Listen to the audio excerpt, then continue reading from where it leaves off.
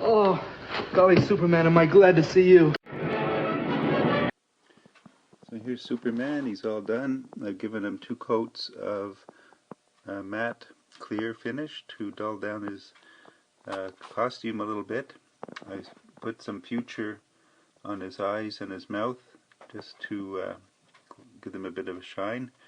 And I've done a satin finish over his hair and his boots and his belt to give them a little more of a realistic shine.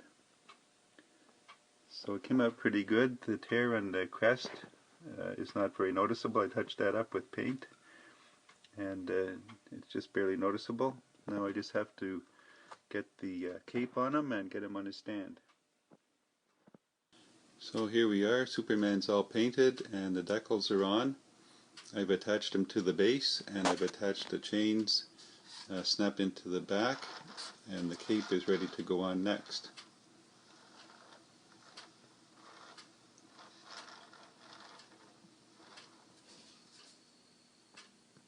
We surely owe our lives to Superman. All of us. We certainly do, don't we, Clark? Well, all I can say is if it weren't for Superman, I wouldn't be here.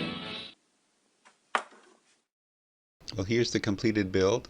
I'm really pleased with the way it turned out. In spite of the decals there, I was able to touch them up a little bit.